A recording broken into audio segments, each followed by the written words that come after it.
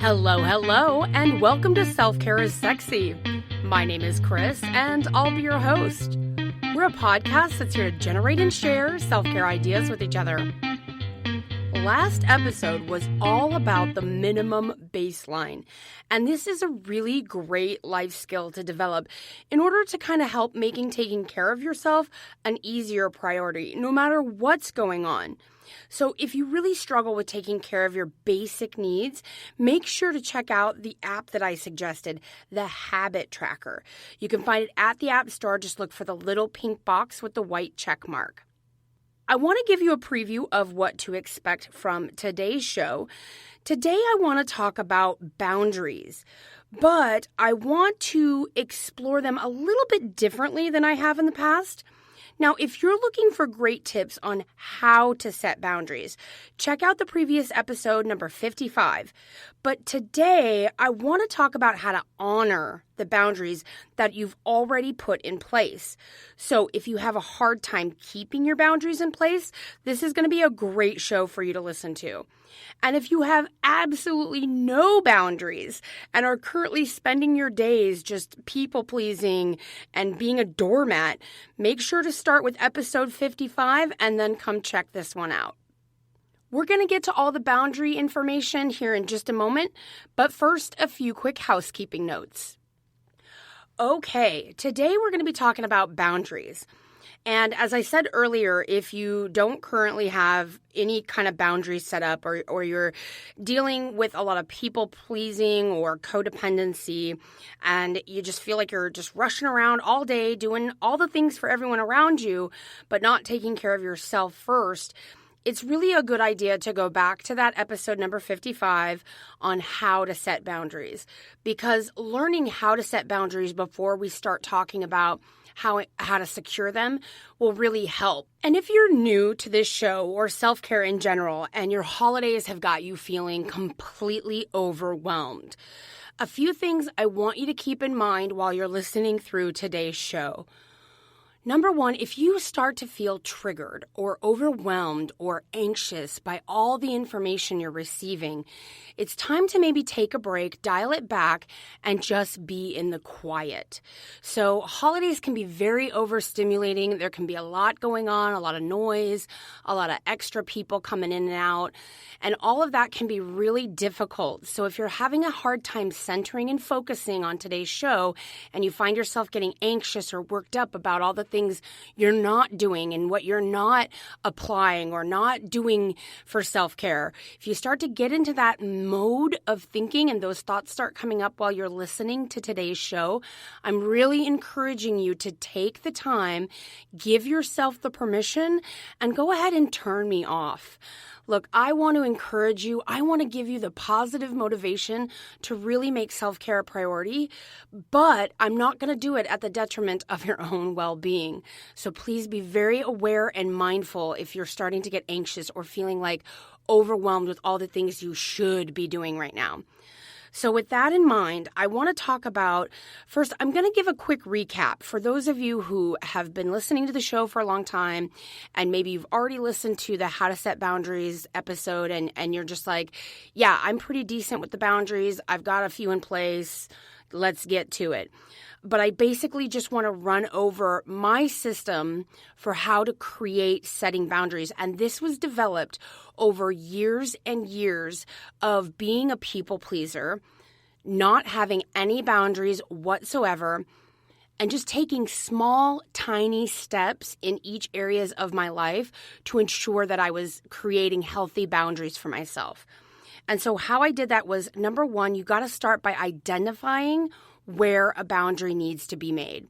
So if that's in your work-life balance, if that's in your romantic partnership, perhaps it's with family or friends or outside obligations, maybe it's a boundary that you need to set with yourself regarding, alcohol intake or any kind of overindulgence that you might be engaging in right now, especially in the holidays when you're feeling that need to escape and get away from all the pressure. So just identifying that boundary is super key. And number 2, once you identify where you need to set a boundary and you start to plan how you're going to set that boundary, you're going to script out what you're going to say to the person or how you're going to set up, practices in place to help you keep that boundary. You need to make sure you don't apologize for it. I mean this, like whenever you set a boundary, don't call me when you're drunk, right? That was one of my very first boundaries I set when I was very first starting out on my self-care journey. I had a friend who would always call me schwasty pants and complain about life, and it was just super draining. And so that was one of my first boundaries. Don't call me drunk. But you don't ever apologize for setting that boundary, and you don't have to explain it. The next thing you want to really be aware of is that there are going to be line crossers. There are going to be people that are going to test your boundaries. There are a lot of people in your life that benefit from you not having any boundaries. Being able to walk all over you and take advantage of you, that is a benefit for someone else. And maybe they don't see it. Maybe they're unaware that they're doing it. They're unconsciously doing it. That could be the case. That could absolutely be the case. But it is your job to ensure that people don't cross your boundaries. Of course, you also have to practice. You have to get good at setting boundaries and knowing when it's appropriate to set boundaries and who to set those boundaries with. And then number 5, you've got to let go of the guilt. Once you start having boundaries, if people throw fits and they're like, I don't like this new you, or this is weird, and what are you doing, and this isn't how it's always been, you have to just let go of the guilt and stick true to yourself, because there is a reward to it. And the reward is that you'll have more capability of saying yes to the things that you really do enjoy, saying yes to the things that you want to engage in. And you'll be able to say yes to the things, the situations, the obligations, the gatherings, all the friends and all the things that actually serve you. So if you want more in-depth content about how to set boundaries, or you need some examples, again, check out episode number 55. But it's really important this holiday season that we really talk about maintaining our boundaries. I've kind of just given you a little bit of a crash course on boundary setting, but what I really, really want everyone to focus on today, and what today's show topic is really about maintaining boundaries and honoring your boundaries that you're setting up for self-care. And one of the reasons this became a topic, I shared something on social media recently about honoring boundaries and how important it is and what happens when you do. And sometimes there's consequences. Sometimes there's pushback. People in your life, if you have been a people pleaser, or if you've been codependent, or if you have not been making self-care the priority, there are people in your life that benefit from that. And when you start to set boundaries and you really start to identify, like, hey, this is no longer okay for me, I don't like this anymore, I'm making changes, some people can react really poorly to that. And it's really important that you have the skills in place after having set boundaries to uphold and honor those boundaries. So a couple examples that came up this last week that prompted this topic was as we got ready for the Thanksgiving holiday here in America, there was, we're getting a lot of out of office replies. So if you're corresponding via email in a professional setting, typically you'll get, when someone's not available, they'll send an office reply that's like, I'm out of the office for the next few days or whatever. And if it's urgent, contact so-and-so. That's usually kind of the basic format of out of office email. Well, I got one this week in my professional life that I got the out of office reply, and it was actually a part of their signature block. And I actually read it a few times, and then I saved it, and I contemplated making it my own. So it reads, please note, I'm sending this email at a time that is convenient for me to foster a healthy work-life balance. Please read and respond at a time that is convenient for you. Now, I know that's not necessarily an out-of-office reply, but when I saw that email note in somebody's signature block in my professional life, it immediately made me think about self-care and about boundaries, because one of the places we have the hardest time setting boundaries is in our work or professional or entrepreneur life. So when I saw this and I was like, this is everything. Like, can we please all add this, like the security notice at the bottom of our emails? Because this is literally saying, I'm sending this and I'm replying when it's healthy for me, and you should do the same. Because often in the workplace, email is treated like instant messenger. People expect immediate response. If you've ever come into work and had like 6 emails regarding the same thing where it's just back to back, where is this? What's going on? Who's doing what? Why isn't this done? I know for me, that's an immediate trigger for anxiety, because you feel like, well, gosh, I've only been out of the office, 8 to 12 hours, and I need a chance to read, respond, digest, etc. And I felt like when I got this email response from this person who obviously works in a different time zone, I deal with a lot of people all around the world. So, everybody's kind of working at their own time. And of course, a lot of people are working from home now. So they're making their own flex schedules and such.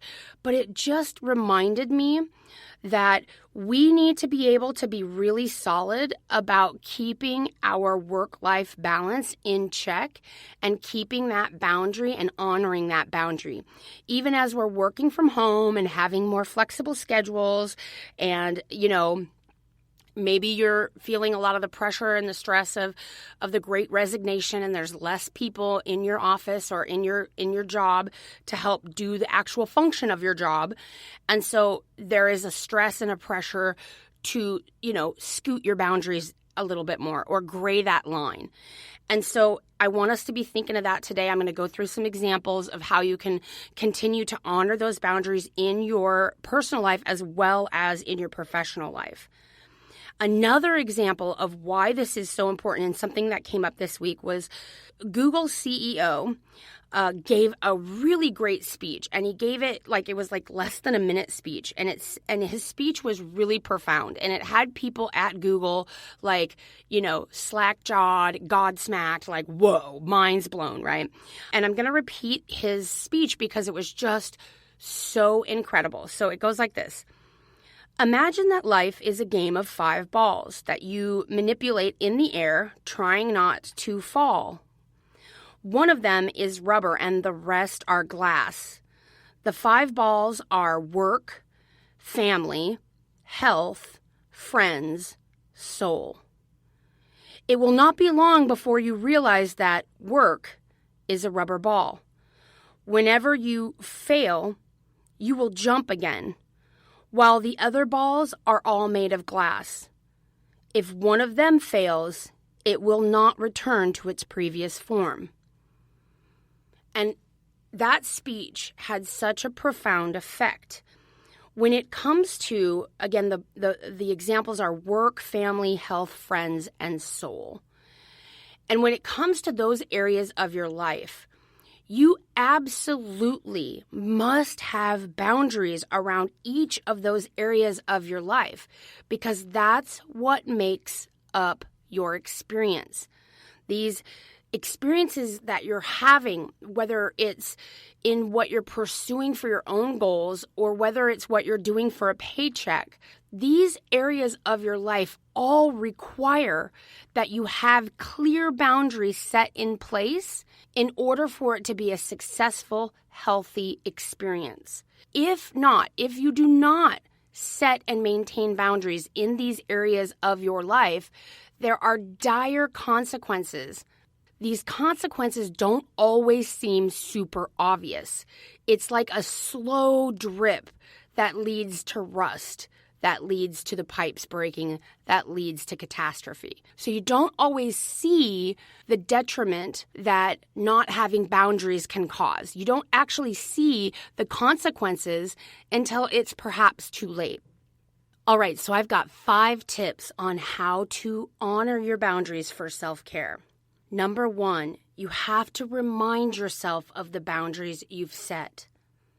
So again, if you don't have any boundaries currently in place in any of the areas of your life of, work, family, health, friends, and your soul or your spiritual self, then it's really important that you, again, go back to the previous episode and listen to how you get those boundaries set, practice them, and then just remind yourself of these boundaries.